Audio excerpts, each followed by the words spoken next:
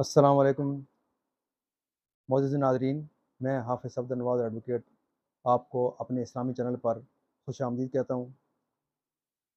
اور آج ہم پہلا پارہ الف لام میم سورہ البقرہ کی آیت نمبر 24-25 کا تلاوت و ترجمہ و تفسیر پڑھنے کا شرف حاصل کریں گے۔ اما بعد فاعوذ باللہ من الشیطان الرجیم، بسم اللہ الرحمن الرحیم۔ وبشر الذین آمنوا وعملوا الصالحات ان لهم جنات تجری من تحتها الانہار كلما رزقوا منها من ثمرة رزقا قالوا هذا الذي رزقنا من قبل وأتوا به متشابها ولهم فيها أزواج مطهرة وهم فيها خالدون إن الله لا يستحي أن يضرب مثلا ما بعوضة فما فوقها فأما الذين آمنوا فيعلمون أنه الحق من ربهم وأما الذين كفروا فيقولون ماذا أراد الله بهذا مثلا يضل به كثيرا ويهدي به كثيرا وما يضل به إلا الفاسقين۔ اس کا ہم پہلے ترجمہ پڑھیں گے۔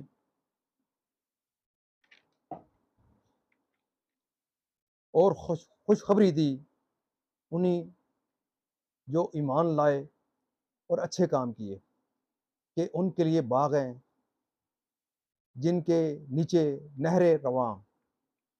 جب ان باغوں سے کوئی پھل کھانے کو دیا جائے گا کہیں گے یہ تو وہی رزق ہے جو ہمیں پہلے ملا تھا، اور وہ صورت میں ملتا جلتا نہیں دیا گیا، اور ان کے لیے ان باغوں میں ستھری بیویاں ہیں اور وہ ان میں ہمیشہ رہیں گے۔ بے شک اللہ اس سے حیا نہیں فرماتا کہ مثال سمجھانے کو کیسی ہی چیز کا ذکر فرمائے، مچھر ہو یا اس سے بڑھ کر۔ تو وہ جو ایمان لائے وہ تو جانتے ہیں کہ یہ ان کے رب کی طرف سے حق ہے۔ رہے کافر، وہ کہتے ہیں ایسی کہاوت میں اللہ کا کیا مقصود ہے؟ اللہ بہتیروں کو اس سے گمراہ کرتا ہے اور بہتیروں کو ہدایت فرماتا ہے، اور اس سے انہیں گمراہ کرتا ہے جو بے حکم ہیں۔ اب اس کی تفسیر کی طرف بڑھیں گے۔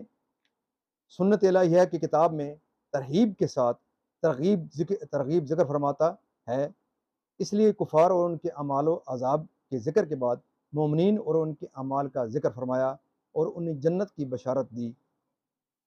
صالحات یعنی نیکیاں وہ عمل ہیں جو شرعاً اچھے ہوں، ان میں فرائض و نوافل سب داخل ہیں۔ مسئلہ صالح کا ایمان پر اتف و دلیل ہے اس کی کہ عمل جزو ایمان نہیں۔ مسئلہ یہ بشارت مومنین صالحین کے لیے بلا قید ہے، اور گناہ گاروں کو جو بشارت دی گئی وہ مقید بمسیت الہی ہے کہ چاہے ازرہ کرم فرمائے چاہے گناہوں کی سزا دے کر جنت عطا کرے۔ جنت کے پھل باہم مشابہ ہوں گے اور ذائقے ان کے جدا جدا، اس لیے جنتی کہیں گے کہ یہی پھل تو ہمیں پہلے مل چکا ہے، مگر کھانے سے نئی لذت پائیں گے تو ان کا لطف بہت زیادہ ہو جائے گا۔ جنتی بیویاں خواہ حوریں ہوں یا اور سبب زنانے عوارض اور تمام ناپاکیوں اور گندگیوں سے مبرہ ہوں گی، نہ جسم پر میل ہوگا نہ بول و براز، اس کے ساتھ ہی وہ بد مزاجی و بد خلقی سے بھی پاک ہوں گی۔ یعنی اہل جنت نہ کبھی فنا ہوں گے نہ جنت سے نکالے جائیں گے۔ مسئلہ اس سے معلوم ہوا کہ جنت و اہل جنت کے لیے فنا نہیں۔ شان نزول، جب اللہ تعالیٰ نے آیا مثلہم کمثل الذی استوقد نارا، اور یہ آیا او کصیب میں منافقوں کی دو مثالیں بیان فرمائیں، تو منافقوں نے یہ اعتراض کیا کہ اللہ تعالیٰ اس سے بالا تر ہے کہ ایسی مثالیں بیان فرمائے۔ اس کے رد میں یہ آیت نازل ہوئی کیونکہ مثالوں کا بیان متقاضائے حکمت اور مضمون کی دل نشین کرنے والا ہوتا ہے، اور فصاحِ عرب کا دستور ہے، اس لیے اس پر اعتراض غلط و بیجا ہے اور بیان امثلہ حق ہے۔ اس کا بقیہ حصہ صفحہ نمبر 1095 پر اسی کتاب پر ملاحظہ فرمائیں گے۔ اور اس کا ہم تلاوت فرمائیں گے۔ کفار کے اس مقولے کا جواب کہ اللہ تعالیٰ کا اس مثال سے کیا مقصود ہے، اور اما الذین آمنوا اور اما الذین کفروا، جو دو جملے ارشاد ہوئے ہیں، ان کی تفسیر کے اس مثل سے بہتوں کو گمراہ کرتا ہے، جن کی عقلوں پر جہل نے غلبہ کیا ہے اور جن کی عادت کا مکاؤ برا و اناد ہے، اور جو امر و حق اور کھلی تحقیق کے عادی ہیں اور انصاف کے اور کھلی حکمت کے انکار و مخالف کے خوبر ہیں، اور باوجود یہ مثل نہایت ہی برمال ہے پھر بھی انکار کرتے ہیں۔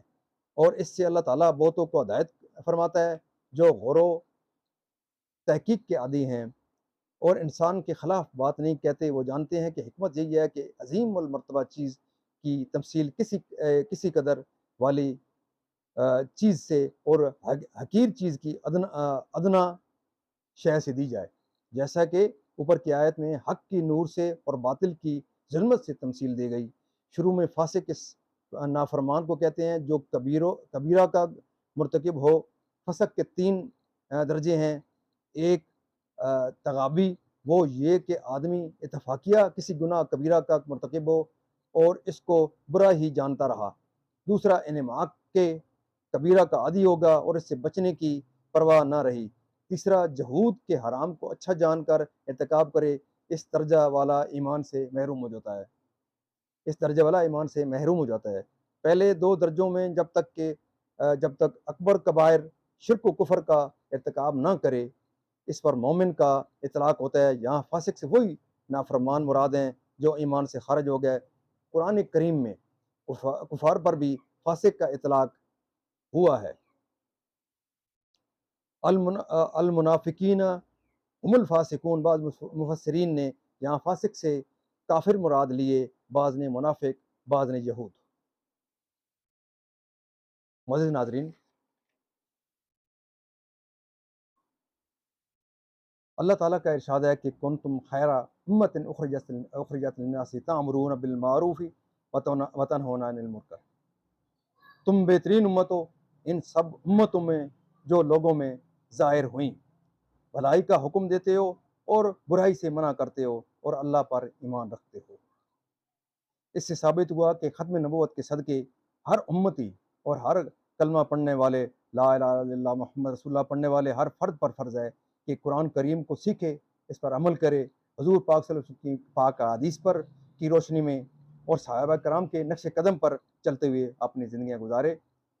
معزز ناظرین، کیونکہ جس طرح موجودہ دور کے اندر ہر قسم کا میڈیا، چاہے وہ الیکٹرانک میڈیا ہو، سوشل میڈیا ہو، وہ معاشرے کو بگاڑ رہے ہیں اور سنوارنے میں اہم کردار ادا کر رہے ہیں۔